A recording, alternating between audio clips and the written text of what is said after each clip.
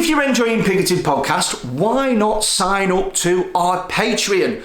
You can get access to loads of extra stuff. You get access to extra episodes every single week. You get access to giveaways that we do. We've done giveaways on rum, giveaways on NFTs, loads of sponsorship stuff. You get access to the Discord community. You get early access on episodes that are being released. You get to ask questions to our guests. There's loads of extra stuff that you get, and it starts from just £1 a week, £4 a month. Think about it this way. Would you miss an episode of Pigoted if we didn't release one? Yeah? Well, would you miss £1 if it went out of your bank account?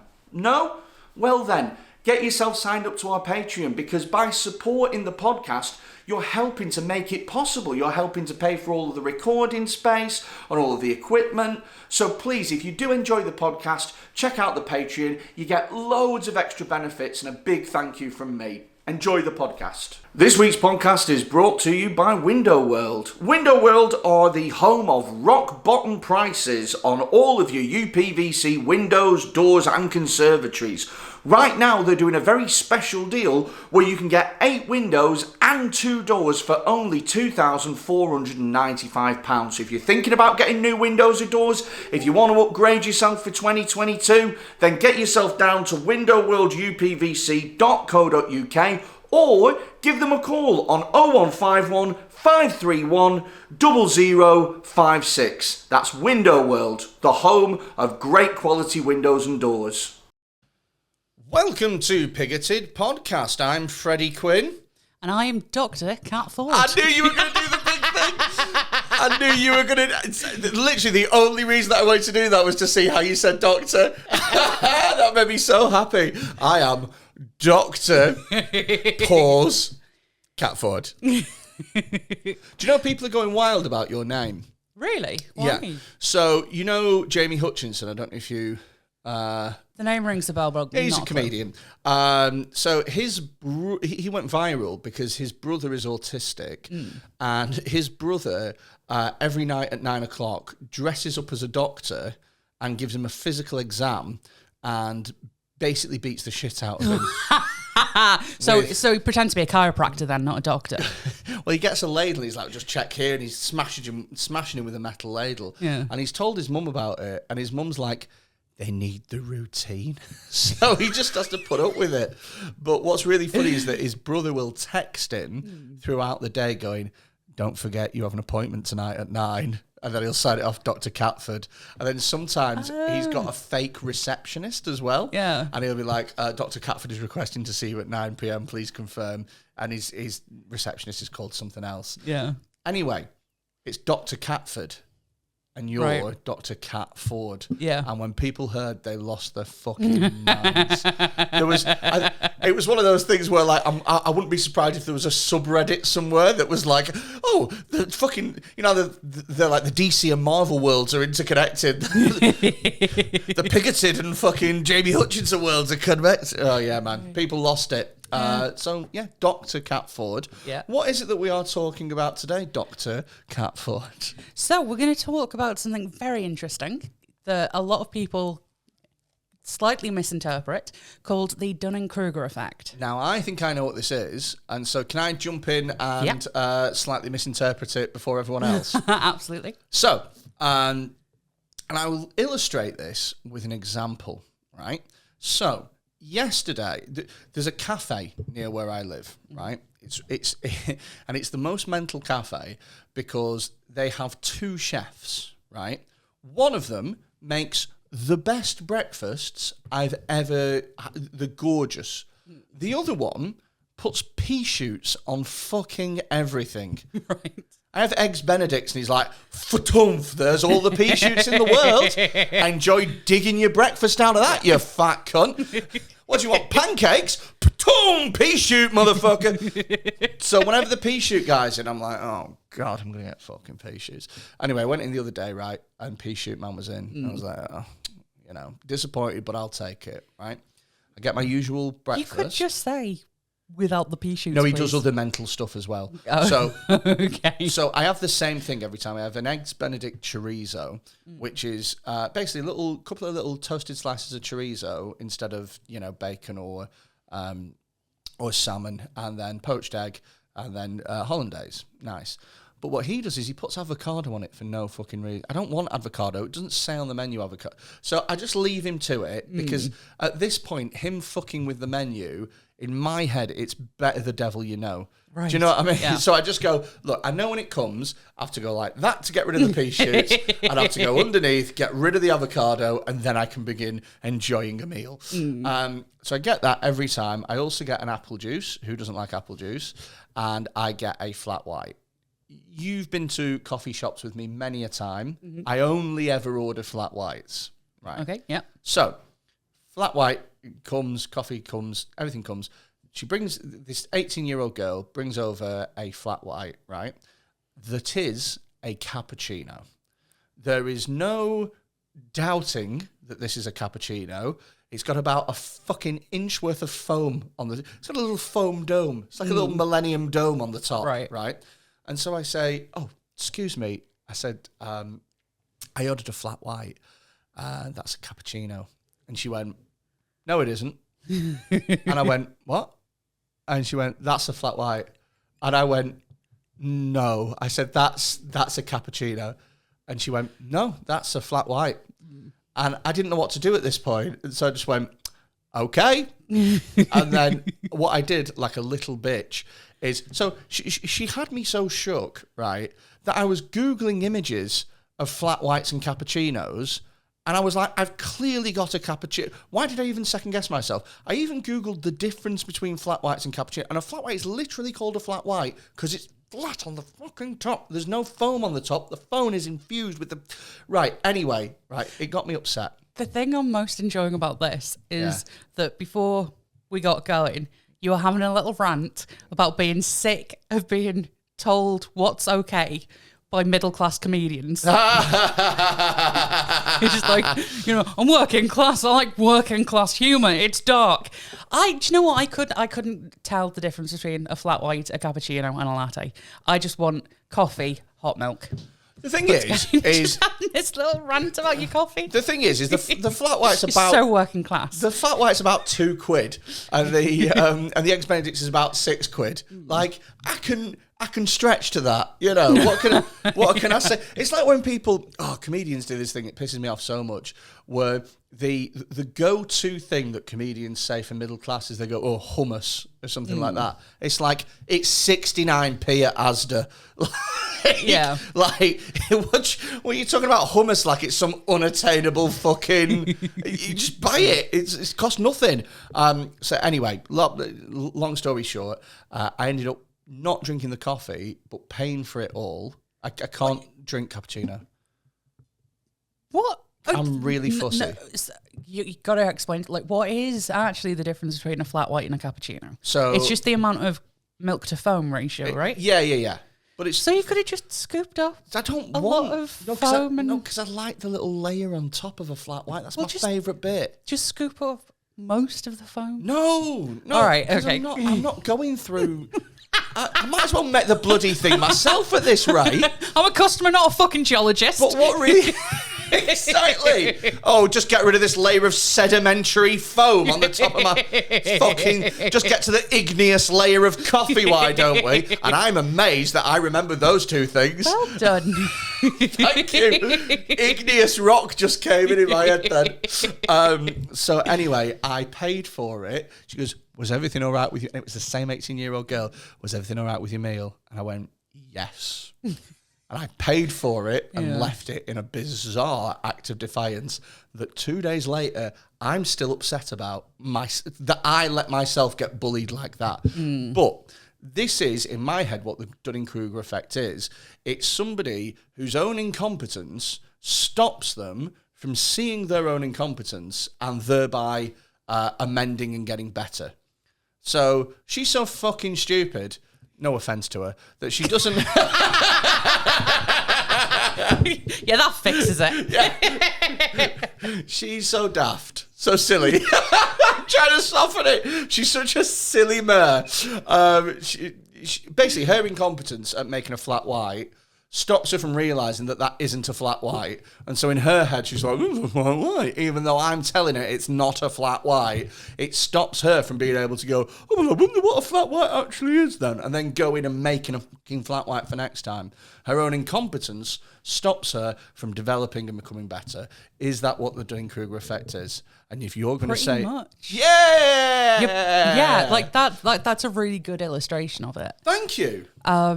Yeah, so it's a failure of what's referred to as like metacognition, like your ability to think about your ability to think. Okay. Like the classic paper, like the originator of what came to be known as the Dunning-Kruger Effect, came out in like 1999. Wow, so it's fairly recent. Relatively, yeah. Like, so the idea that so there's a quote from Charles Darwin that the problem that incompetence begets confidence, while competence begets doubt, basically, or it's along those lines. That basically, if you're ignorant of something, you're more likely to be full of confidence and do you know what? You know, I what see you're doing. that every fucking week on Pigoted because the academic experts that we bring in, they almost second guess themselves and they self sort of edit themselves as they speak.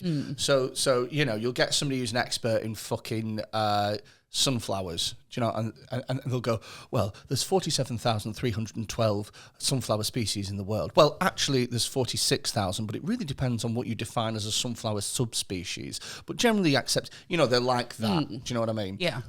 Whereas the nutters that we get on just go, the earth is flat. The end. And there's no amount of astrophysicists that are convincing them otherwise. They go, no, the world is flat. Any questions? And then that's it. Yeah. And that's how I notice they speak. The experts are constantly like, am I right? Am I right? Am I good with it? Whereas the mentals are like, well, this is the way that it is, and that's the end. Right. Okay. So, I'd argue that, so yeah, you do get imposter syndrome. That's kind of the flip side of the Dunning-Kruger effect. But that issue, I think I would consider that to be slightly different to like the self-editing that the experts do. Yeah. And that's, I think what's going on there is like their whole job, their whole thing is knowing stuff and being accurate. And being pedantic. Yeah. That's their fucking job. Yeah. Like, it's not that they're doubting themselves, it's that they're being specific. Well, you don't need to worry about it because we don't listen to experts anymore. I love it. Yeah. I absolutely love the arrogance in the world now where there can be one person who has dedicated their entire life to knowing every facet of everything about one specific niche fucking field of study, and they can be shouted down by a man that goes, well, I watched a YouTube video. I love that level of arrogance. So one thing that I think is pretty important about the Dunning-Kruger effect is that it's not about general intelligence and stuff like that. Like, everyone can like exhibit Dunning-Kruger, like the Dunning-Kruger effect. When I first heard about it, the example was a doctor. So doctors are clever, they're intelligent. Yeah. But if you get a pretty shit doctor, a below average GP, let's say, who's still a way above average human in terms of their intelligence, because you've got to be, you're a doctor. Yeah. Now, the way that Dunning-Kruger effect might work in a doctor is, let's say you go, a patient comes in, and you take fucking, you know, some things and you diagnose them as having something, you know, you've got Legionnaire's disease. I don't even know what the fuck that is. Okay, yeah. I don't know where that came from. You got Legionnaire's disease. Yeah. And then they go, all right, okay, bye-bye. And then they leave, get the pharmacy and take 2 tablets for anti-Legionnaire's, whatever. They go away, right? And let's say that doctor's misdiagnosed them and they don't have Legionnaire's disease, they have something else, right? How does that doctor know? Because their own incompetence has forced them to diagnose incorrectly. And so why would they possibly ever self-reflect? Do you know what I mean? Yeah. So it's like, it does have real world implications and stuff. Yeah, it has real world implications, but like I think, so like I said, it everyone can show it. And I think we had a bit of a Dunning-Kruger experience not that long ago. Oh, did when we? When we were talking about potentially writing a children's book. Because I remember saying to Jamie, like, he was texting saying, like, Freddie is completely underestimating how difficult this is. Yes. Yeah. Like, he's got no idea how much faff this is going to be. And I wasn't aware how difficult it was going to be because I've got the skills and experience of writing a children's book. Yeah. It's because I think about the Dunning-Kruger effect all the time. Okay. So I'm like, right, this sounds easy. Yeah. But it's fucking not. Yeah. If I think it sounds really simple, it's because I've missed something here. So we were going to try and write a children's book for, do you remember the character Jack Van Honk? In a previous episode, we were going to write a children's book about him, a very niche one, just for fun. And we got contacted by a listener of the show, a very talented lady by the name of Teresa Lewis, who does art and children's illustrations, who offered to illustrate the book if only we would write it. And so we sat down and we were like, let's write a children's. And in my head, how hard can writing a children's book be? Like, you've read children's books, they're fucking shite, you know. Well, I mean, as an adult, Well, but yeah. actually, fucking well hard. Because there's so much stuff that you've got to think about. Yeah, well, yeah. I mean, getting a plot over in as few words as possible, and having something that works as a plot but isn't complicated for children. I think at one point, what I was proposing had about it was like fucking Ocean's 11. Yeah. Yeah, it was getting well out of hand. I feel like we actually haven't fully explained the Dunning-Kruger effect here. Okay, so go on. I think I want to pedal back to like the original studies. Okay. So it's Justin Kruger and David Dunning. I always wonder what their first names were. Justin Kruger. Justin Kruger and David Dunning. David Dunning, I think, is the name of an academic. Justin Kruger is like Freddie's brother. Yeah. Less successful. Yeah. He haunts your daydreams. Oh, yeah. My brother does nighttime, but if you ever nod off during a meeting, that's where Justin comes in. Yeah. And he doesn't have any of the actual killer ability. That's why he's Justin, because he has to do his work a lot faster. Just in and out. Doesn't have any of the fucking killer tools or anything like that. He just tries to startle. He just goes, So, boom! when you do that thing where you fall asleep and you go, and That's Justin. Like, that's Justin. That's Justin. Boo! Boo, boo, boo, boo, boo. I've scared you. Go back. I don't know why he speaks like that. I'd love it, though, to have like Freddy Krueger, like, I'm going to kill your soul. And then Justin to be I'm going to startle you a bit. Hey, listen, you are going to have a bloody shock in a minute, pal. Boo! I'm Justin Krueger. Fuck off. Oh, fuck, you're going to want to make a fucking Horror. like a comedy horror film, aren't you? We're going to have a full meeting where you slowly come to realise, like, oh no, this takes effort. How hard. If Wes Craven can do it, I can fucking do it. Is it Wes Craven? I feel like it is Wes. Well, it's not Wes Anderson, is it? I feel like Wes Craven was Scream. Do you know? I want to Google that because if I'm right, I'm going to be so impressed with myself. Let's see. Wes Craven. Oh my God. Am I right? I'm fucking right. He did Nightmare on Elm Street and Scream. I'm really pleased with myself. Oh, I'm really happy with that. Oh, good for me. It's good pub quiz knowledge. To be what a slam. What an academically snobbery slam that was. I love pub quizzes. Good pub quiz knowledge that. Well pub done, quizzes darling. Are great. I had Igneous Rock. I nearly called it Ingenious Rock. Ingenious Rock, yeah. Yeah. That's rock that's had a very good idea. It was proper clever rock. And then I had Wes Craven. I've done really fucking well today. What a good I tell you what, I'll sleep tonight. all this thinking. Not unless Justin gets you. No, it'll be the evening, so it'll be Freddie. So it'll be fine. So Justin Krueger and David Dunning. Yeah. Okay.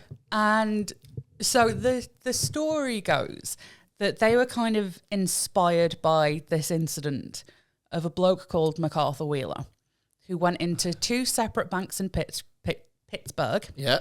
And robbed them in broad daylight. Yeah. With absolutely no evidence of having tried to disguise themselves or anything. Oh. He walked in, stole some money. Yeah.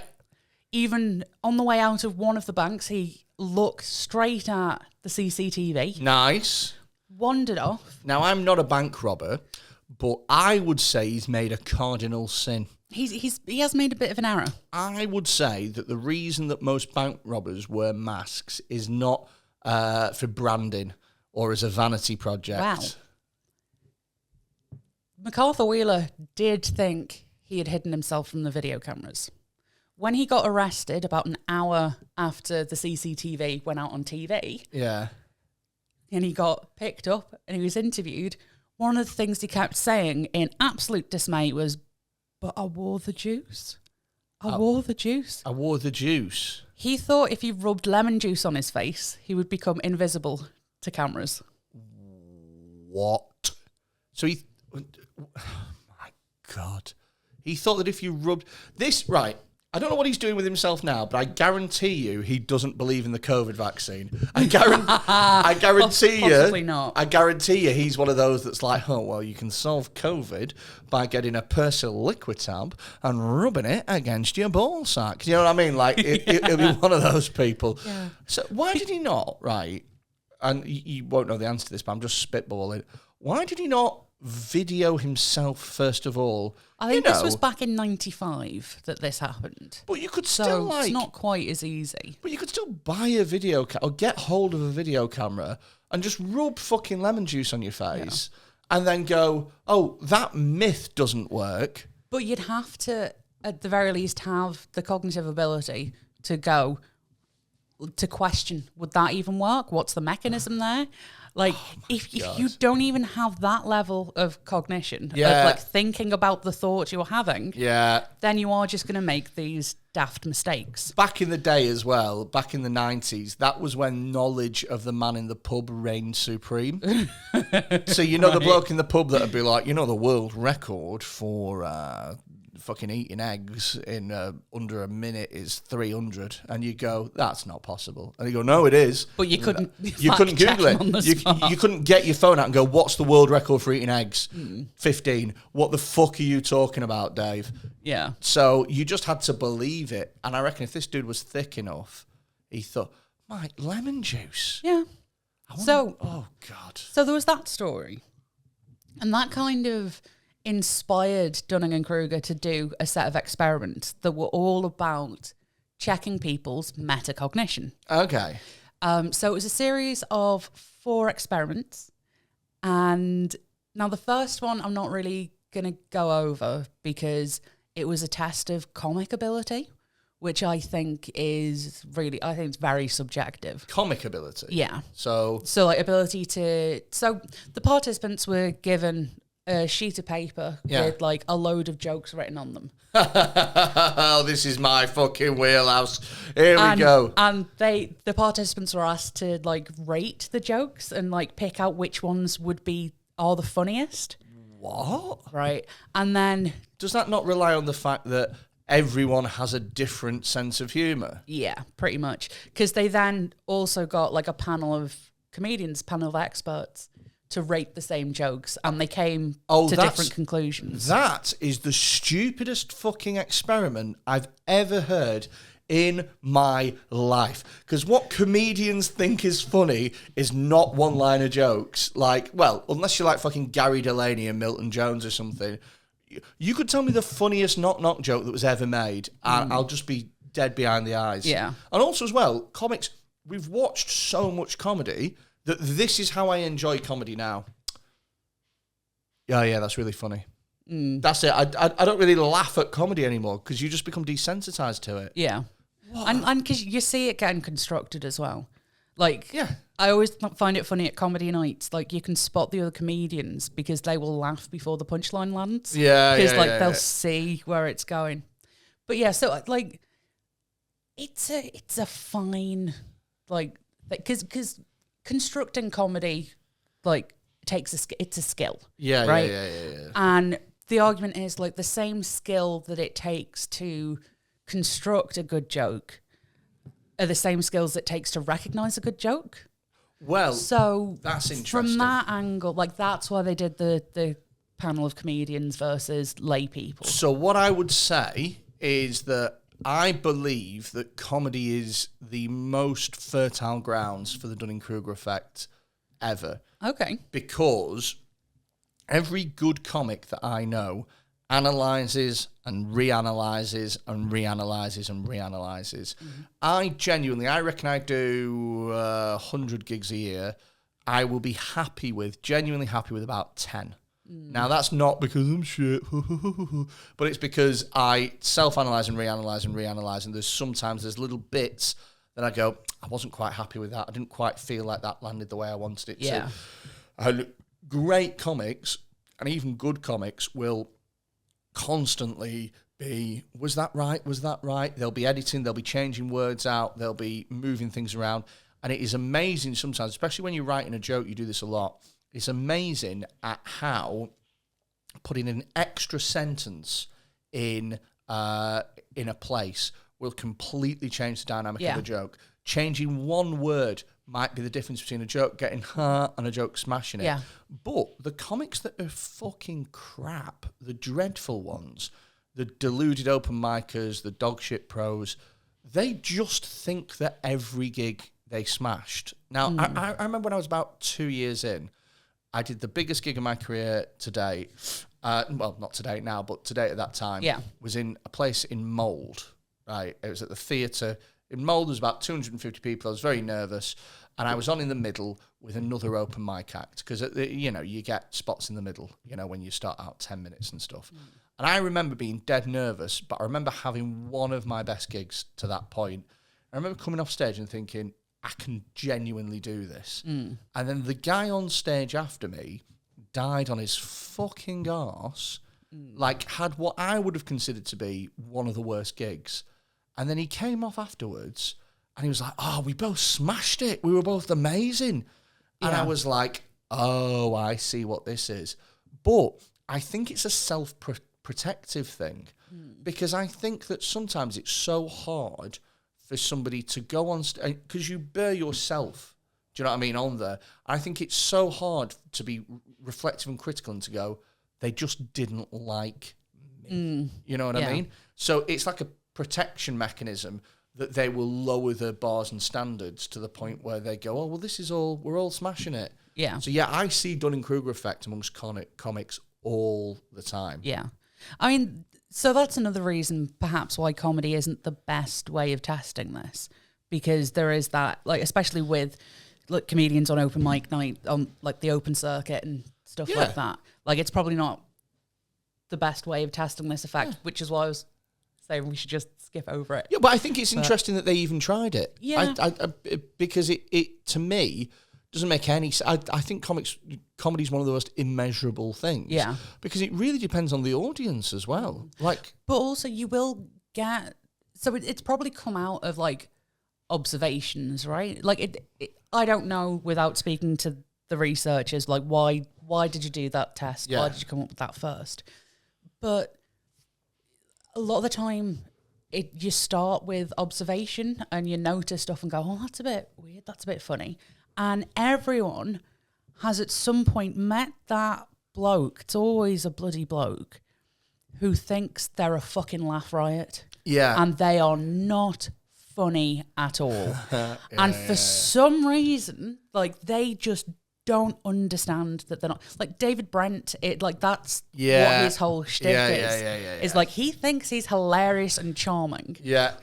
But he's really not. And he's never getting the feedback saying that he's funny, but he still believes it. I will counter that, and I will say that I know a fair few female comics who think that they are fucking amazing, but are dreadful, but started 20 years ago when there just wasn't any comedy. And so we're able to build up a 20 and put it in the club circuits. Yeah. And now when there's way more competition, they don't get booked and they go, it's because I'm a woman. And you go, no, it's because you're fucking shite. But it's harder for you to come to terms with that. Do you know what I mean? Like, it's harder to say it might be me. But yeah, the whole sort of bloke in the pub thing. Yeah. I don't think I've ever in my life seen like a woman act that way. Yeah. I don't know. I just don't think it's a... I do occasionally. It depends how pissed I am. Oh, really? Yeah, I can be hella obnoxious. But it is more usually. It's like, it's dickhead Dave. Like, isn't it? Maybe the pint tolerance is just, it's 3 pints for guys, whereas it's shit-faced. Yeah, before they get to that point. So anyway, so that might be why they've started with that. And because, like, comedy is a skill. But as you said, it's subjective. It's difficult to properly measure. And, like, they acknowledge all of that in the paper. So they then do 3 more experiments. Mm-hmm. 2 of them are about logic. Oh. One of them is English grammar. Oh. Right. These are better because they have proper rules. Okay. Right. So with the grammar one, they gave participants, I think it's like 20 questions. Yeah. That, like, they show you a sentence. Yeah. A portion of it is underlined. Oh, right. And you have to decide whether that underlined bit is grammatically correct. Yeah. Or whether one of 4 other options is actually the correct version. Oh, I see. And you've got to... You're basically the Microsoft paperclip. And a little squiggly line has come up and it said fragment, consider revising, and you've got to work out what it is. Kind of, but it doesn't even tell you, like, this is definitely wrong. It's just read this bit. Now, is that correct? Or is one of these alternatives the correct way of doing it? That's really, really interesting, especially because there's a thing, putting my ex-teacher hat on, there's an unwritten rule of, so there's loads of unwritten rules of grammar that us as native speakers we accept, we just know, but people who aren't native speakers, it's completely silly to them. And one of them is how to organize adjectives. And there's a very specific set way, I can't remember what it is, but it's like size, colour, heritage, whatever, blah, blah, blah, blah, blah, blah, blah, blah. Proximity, all this stuff. And if you mess with it even a bit, you can read it and you can go, there's something about that that's not quite right. Yeah. So it'll be loads of examples like that where you'd be like, that doesn't quite sound right to my ear. And they have to work out what the best fit is. Yeah. Okay. Yeah. So so it'll be all things like, you know, the comma's in the wrong place, or it's which or that, like those kind of like tricky little ones where there's definitely a rule. Yeah. Right? Yeah. Who or whom or whatever. Yeah. Yeah. So they got a bunch of participants. They all do the same test. Yeah. After the test, all the participants are asked, right, how many answers do you think you got right there? Okay. So they're asked that. They're also asked, how do you think you did compared to everyone else? Oh, that's a dutty question. And basically, the people who were the absolute worst at it were overestimating how many answers they got right and saying that they were in like the 60th percentile. Like right. Across the board, everyone said they were a little bit above average. Yeah. But the people who were most wrong about where they fell in the continuum were the worst, were the people who were the worst at it. There's a correlation there between being the worst at it and overestimating your ability. Yeah. Okay. On that, so like on that specific task. Okay. Now, what's also going on the other end is the people who are in like the top 90th percentile are also saying probably in the 60th percentile. So they're underestimating. They're underestimating where they fall in the continuum. But if you ask them what they think their raw score is, they're pretty accurate. So it's not exactly that they're underestimating themselves. They're kind of overestimating everyone else. They're overestimating mankind. Yeah, basically. Now, the really fun thing about this is then when you give the participants a few examples of other participants' work and ask them to score how well the other person did or like just have a look so they can get an idea of where they actually fall in the continuum. Yeah. The really high achievers look at the work of everybody else and go, oh, actually, I'm better than average at this. Yeah. Because they can recognise all the mistakes. Yeah, yeah. The people who did really bad can't recognise the correct answers because they don't know the rule. Oh, so they don't have the ability to distinguish the good performance from the bad performance. If they could, they would perform better because they would know the rule. Yeah. So that's what the Dunning-Kruger effect partly is. Yes, they can't even understand how or why or where or what it is that's stopping them from being better than everybody else. Yeah, I like that those were a list of like words that were probably in the grammar tests. Yeah. How, why, where, what? Have I done wrong? Yeah, one of those. But that is terrifying because... It is to an extent. Well, for me personally, I'm thinking of this now, and I would consider myself to be a rather good comic. And stop. Yeah, you're dying to say something. You're dying to. So if I had to put myself in percentiles, I'd probably put myself in the top 15% percentile in terms of just being funny on stage. I'm sure there's other things, right? Now, there'll be comics listening to this now going, how dare he, right? Yeah. But I'm just being honest, right? But how do I know that I'm not, and I feel like I'm really self-critical, how do I not know that I'm not actually fucking poo and that I'm a personification of the Dunning-Kruger effect? This is why I love the Dunning-Kruger effect. Because, like, as soon as you learn about it, you just have a fucking meltdown. Yeah, it's like it's like when philosophers go, well, there's no real way of knowing whether or not you're asleep. You're like, fuck! Yeah. I'm pinching myself. I always have that specific panic whenever I'm on, not every single time I'm on the toilet, but if I'm going to have that panic, it's while I'm on the loo. How do I know if I'm good at doing a poo? No, that am I awake? Like, am I, before we get started, are we definitely awake? Oh, that's fucking funny. That's so funny. No, I feel like I'm awake. Ring, ring. Oh, fuck, it's my alarm. No. Thankfully, it still hasn't happened to me. So what I would say then, in my sort of working out whether or not I'm a living, breathing Dunning-Kruger effect, is I can watch other comics on the same bill as me and go, they had a better gig tonight than I did. So if I was a Dunning-Kruger, I wouldn't be able to do that. So it depends. It depends what you mean. So are you saying they had a good gig? They had a better gig than me. You could tell the audience were laughing. Yeah. So the audience reaction to them was better. They did better tonight than I did. And I can do that regularly. I can look at a gig and go, well, he did better. I can watch most gigs and I can put first, second, third, fourth in terms of who did best where and what. And sometimes I'll be at the top. Sometimes I'll be second. Never third or fourth. No, but you get what I mean, though. So surely the fact that I'm able to do that shows that I have the self-analytical metacognitive skills to be able to critically reflect well enough that the Dunning-Kruger effect won't apply to me. Only if you're doing it accurately. Oh, fuck! Right, so again, I fucking love the Dunning-Kruger effect because, like, it just destroys your ability to be confident in anything. Do you know what we need? Do you know what we need after gigs? So, you know how outside of service station toilets, they have the, how was your experience? And there's like a sad face and a medium face and a happy face. Yeah. That needs to be at every comedy club. Boom, boom, boom. And then I can check and then I'll finally know whether or not I'm fucking a victim of this.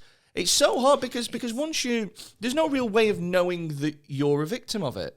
No, that is, so one of the things they say in the original paper is that incompetent people are faced with like a double burden. Like, not only are they incompetent at the thing, but they lack the skills it needs to recognize their own incompetence. Oh, so, like the title of the paper is Unskilled and Unaware of It. It's a really good paper. That sounds so sassy. Oh, it's like Sounds it's like good. Legally Blonde 4. Unskilled and unaware of it. What the fuck? Yeah, but so yeah, it's like I'd recommend downloading it because it's not behind a paywall or anything. It's a classic paper. It's really good. The upside of these findings, is so one, Dunning-Kruger effect tends to be domain specific. Domain specific. Yeah, so I could be really competent in one thing. So I could be very good at podcasts. Yes. Potentially. But I could be a shit stand-up comedian. Do you know what? I'm well ahead of you on this. Yeah. So a few months ago, I needed to get a poster designed, right? And, I asked a few friends in the industry and stuff, can anyone design a poster for this comedy night or whatever? Because I'd rather keep money within the industry, Yeah. And a guy messaged me and he said, I'll design the poster for you for free. It's a hobby of mine. I like doing it. I'm happy to do it. Now, I know this guy and he's one of the worst open mic stand-up comedians I've ever seen in my entire life. Every single time that I've watched him on stage, it has been a solid death from start to finish. Nobody laughs. People get up and leave. He's horrific at comedy, right?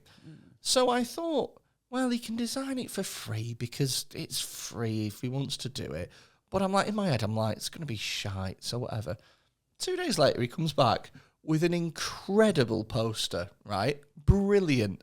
And I realised that the only reason that I assumed that he was shit at making posters is because he's so bad at comedy and doesn't know that I just assumed that he was shit at fucking everything. Right. Does he still do stand-up and is he likely to be watching this? The Dunning-Kruger Effect would dictate that he wouldn't know. No, but he probably knows that he designed a poster for you for free.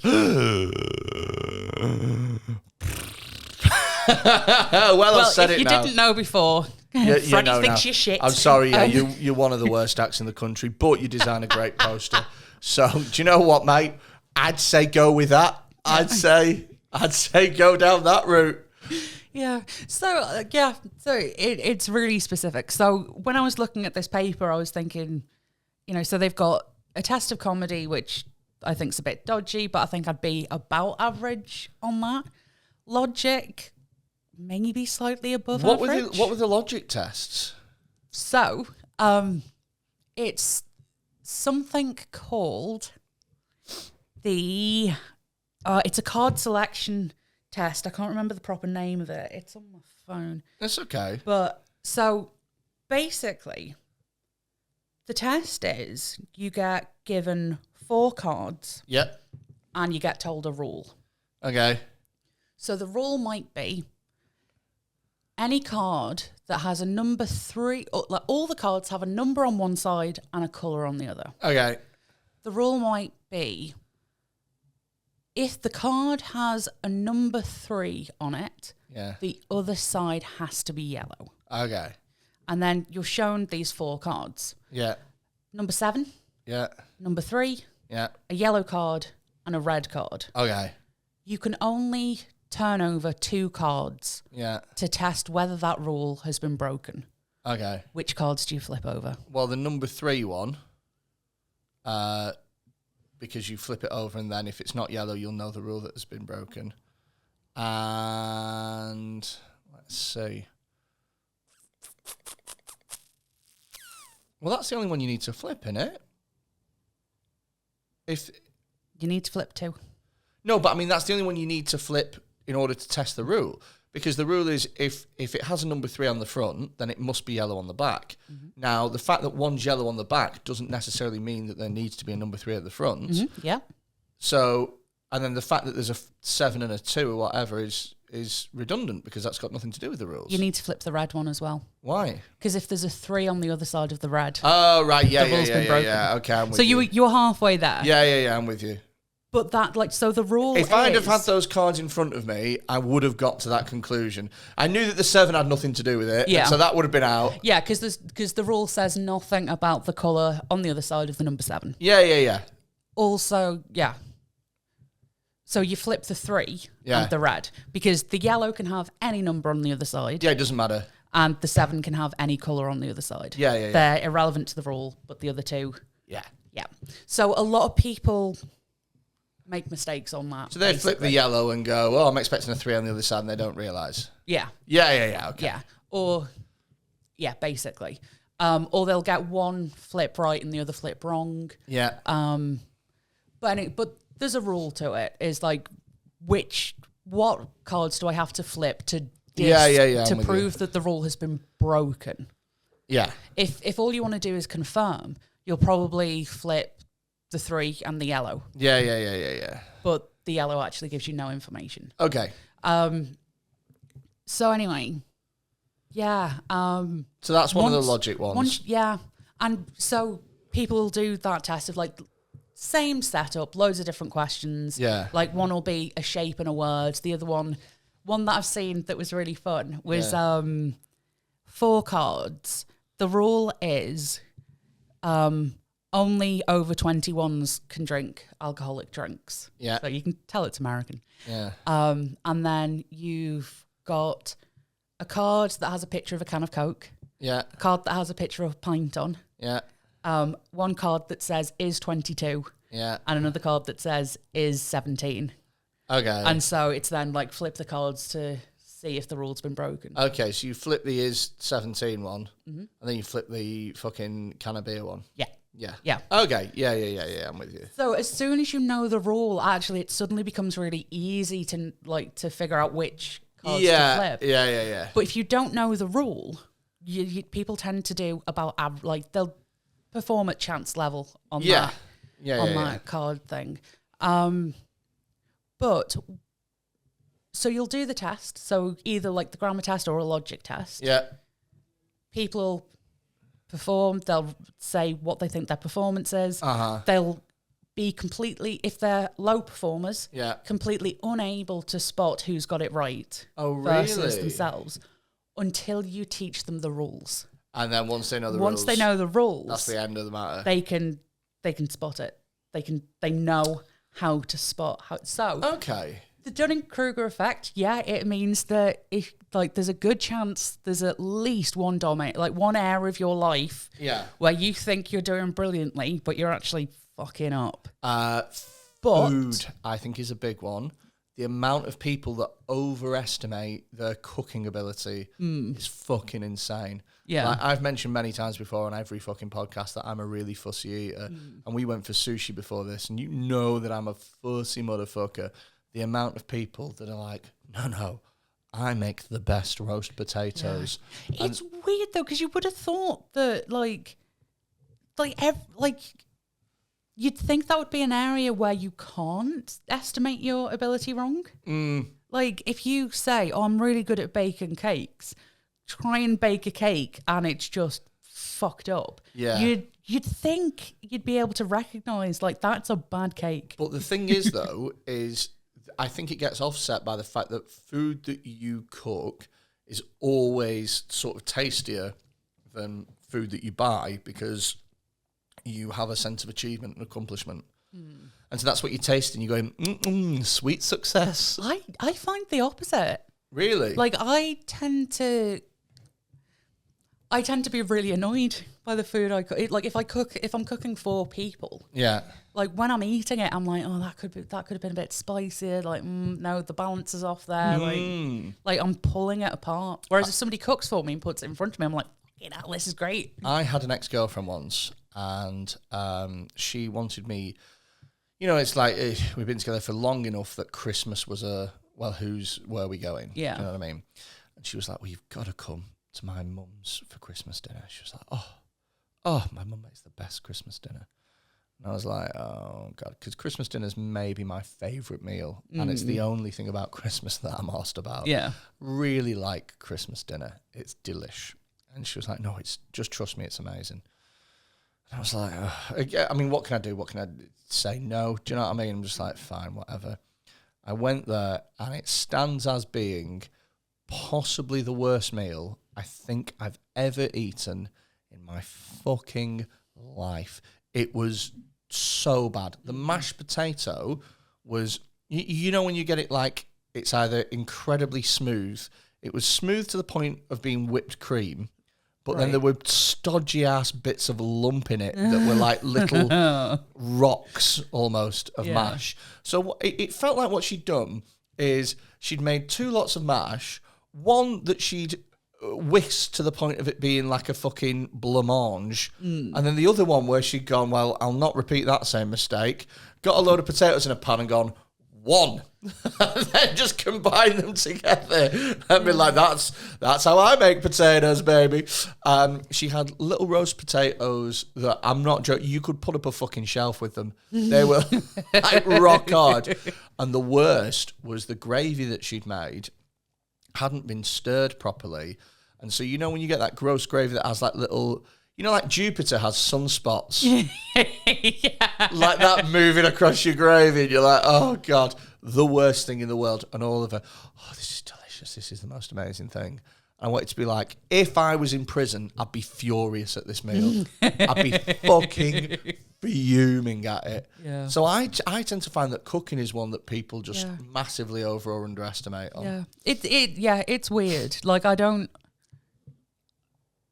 Yeah, it definitely happens, but that one boggles me. Like, with logic or grammar or like whatever, you can go, oh yeah, I understand how cheers. No, that was me yawning then. That was me yawning. I'm sorry. I apologise. You know it's a good pod. You know it's a fucking great listen. Yeah, right. Do you know what it is? Fucking host to sleep. It's because I've only had 1 coffee today. Right. Usually I will have between 3 or 4 flat whites by now and a cheeky cappuccino thrown in there, depending on where I can go. Yeah, I would have thought it would be one of those areas that like you wouldn't get that Dunning-Kruger effect, but no, it does seem to turn up. What's yours? If you had to say that there's one aspect of your life where the Dunning-Kruger effect sneaks in, or you think you might be a victim of it, what's the one thing that you might think that I might overestimate my ability in? I don't know. I thought that sneaky smile there was good. I know I'm bad at maths. I know I am fucking awful at it. I'm not great at maths. Occasionally I forget how shit I am at maths. And I try and do a bit of maths. And then it's like, oh, no, don't understand numbers. Go away. Be in a calculator with you. Yeah. Do you know what I find as well is a big Dunning-Kruger one as well? Hand jobs. So... hand jobs or blow jobs, right? And the amount of women that are like, no woman goes, do you know what? I'm really bad at sucking dick. Like, what can I say? I am in the lowest percentile for dick suckery. There's just no way. All of them go, I'm great, or they go, well, I've never had any complaints. And it's like, yeah, because what sort of an arsehole goes... There's a lot to be improved here. Do you know? Yeah. I tend to find, I would say the majority of hand jobs I've ever had in my life have been dreadful. Like, you know, it's sounded like they're mashing spuds or like cleaning the top of a banister. I'm like, oh, Jesus. Yeah. But I bet there's men. I'm really curious about your sample size now. Admittedly, it could be bigger. Like 3. Yeah. Yeah. Little pigs. All 3 women that ever sucked my dick have been okay. It's like Goldilocks and the 3 birds. This hand job was too hard. This one was too soft, but this one was just right. Yeah. That's horrific. But there must be men as well that are like, oh yeah, I'm a tick you. Yeah, I'm a fuck you. Yeah. What the fuck is that voice? Yeah, that's what I would do. That's my Dunning-Kruger sex voice. Okay, yeah, fair enough. I'm a fuck you, and you're not going to be able to walk straight. Yeah. And then it's like the limpest shag you've ever had in your entire life. And they're like, oh, you like that baby? And you're like, well, have you ever heard of Jason Kruger? Justin Kruger. And David Dunning. Yeah. Yeah, I think that's the thing though. Like them. So this is why learning about that effect could really mess your head up. Yeah. Because you're like, there will be stuff that I am going around getting completely friggin' wrong. Yeah. And I am totally oblivious. Yeah, you don't. Because that's the point. The whole fact behind it is that you don't know what you're getting wrong because you're getting it wrong. Yeah. Oh, fucking shit. Yeah. Is there any way do they propose any way of like stopping or changing your habits or anything? Or do they just go, this is a thing, enjoy the rest of your fucking life? So the only way you will ever be able to spot is by improving. So with the logic and with the grammar, once you learn the rules, like you suddenly are able to see your own previous mistakes. Yeah. So, but the thing is, the people in the lowest percentile are the ones who are least likely to try and improve because they think they're doing a boss job. They're doing absolutely fine. Oh, Jesus fucking Christ. Yeah. It's a bastard, isn't it? It's an absolute fucking bastard. It's good fun. Have they done any, like, follow-ups to the Dunning-Kruger effect or anything like that? Yes, they have, but, like, what are you wanting to know? Well, I tend to think that, like, with stuff like this, they always have, like, you know, like revised things where people go and 20 years later they go, oh, well, I wonder if it's still the same. And have they ever done any follow-ups or have they just sort of... Not with the same people. No, but like... But they have done like follow-up experiments. Like what? What have they done? So there was one example where like when people were coming out of a psychology exam. Oh, how do you think you did? Yeah. How do you think everyone else did?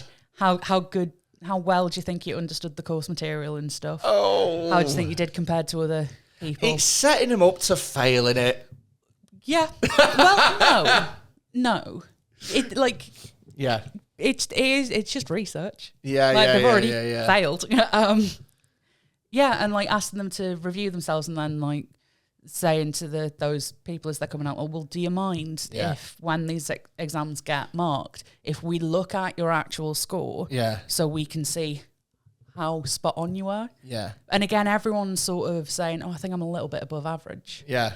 And again, it means that the people who've performed the least well are massively overestimating their performance, whereas the people who are doing brilliantly are slightly underestimating their performance. Do you know what? You've just reminded me with the how do you think you did thing. There was a guy who's like an older comic on the circuit, and sometimes if you're like a young gun, you'll see these people and you'll ask them for feedback afterwards. But comics hate giving feedback to other comics because generally speaking, they take it really fucking badly. Like they don't go, that's a good point, I'm going to go away and improve. They don't do that. They go, well, fuck you. You know, it's just how they are. It's just how they're built. So what this guy used to do is like, his trick was you go up and you'd be like, oh, did you watch that? How was it? He'd go, how do you think you did? Ooh. And then they'd go, yeah, I think it went really well. And he'd go, yeah. And he'd just agree with whatever the fuck they said because he didn't want to fucking get himself pulled into that absolute shitstorm of comics egos and stuff. Fucking hell. Dunning-Kruger Effect's a bit of a mind fuck, really. Oh, isn't it? yeah. It's one of my favourite bits of psychology research. Especially because you can't be like, well, I'm smart, so I won't fall for it. Because it's not about being smart. It's about having skills in a particular area. And like, so whenever I start feeling confident about something, I start going, oh, am I actually doing this well? Or imposter syndrome, isn't it? It's only imposter syndrome if I am actually doing well, right? Yeah. Oh, God. So if I'm feeling confident and then question it, that might be the appropriate thing to do. Shit. Or if I'm feeling confident and questioning it, maybe it's imposter syndrome. If I'm feeling confident and not questioning it, it could be that I'm super skilled at it, or it could be that I'm fucking terrible. Oh, my God. Like, that's...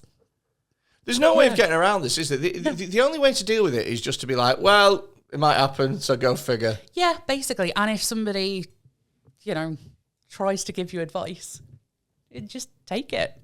Or, yeah. Yeah, but sometimes, have you ever had advice given by people who you don't respect or admire or like at all, and you have to be like, Oh, yeah, I mean, you don't have to take all advice on board. No, but even pretending to take it is a bit hard. Even to be like, even that's too much for me.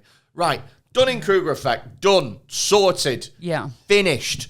If you want to find out more about the Dunning-Kruger Effect, there's that paper online. Unskilled and unaware of it. Actually, sounds like amateur porn. Oh, Jesus. Actually, so one thing that I don't know enough to get fully into it, but there has at times been a bit of controversy, I guess, in the academic world. So a couple of letters have been sent back and forth, basically. That's right. One academic slapping another one on stage. Yeah. Keep my thesis out your fucking mouth. That's how they do it in my head. So there have been some people that have suggested that, like, the way the Dunning-Kruger Effect graph looks, that, like, that's just how numbers work. Like, this is just a statistical artifact. Oh, okay. And, like, the cognitive deficits or whatever don't actually exist. It's just, that's just how statistics lie. Okay. Like that's just how statistics fall sometimes. Okay. But they've been pretty good at checking that and doing further experiments and doing whatever the magic wizardy stats that they've been recommended to do to make sure that it's not just a statistical artifact. Okay. So, like, it is a genuine effect. But yeah.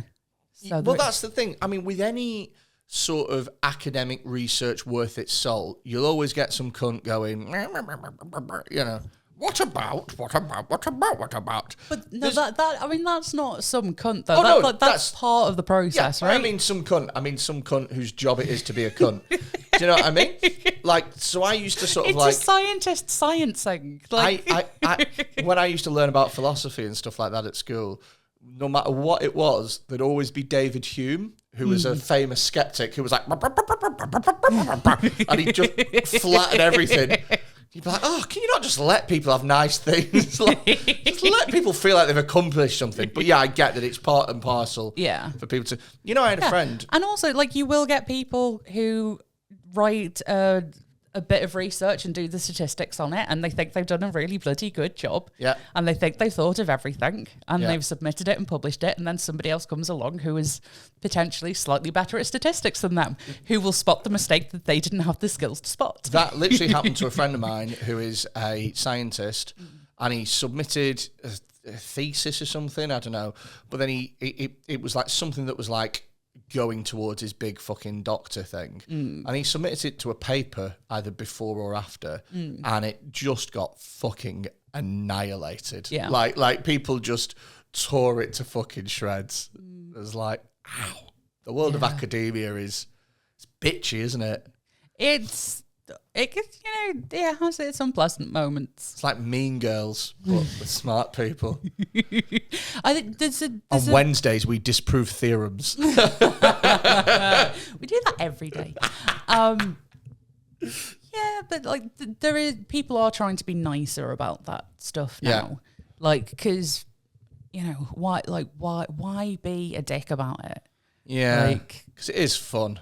It is fun to be a dick sometimes, isn't it? It is fun to be a tick. But yeah. So Unskilled and Unaware of It is the original paper.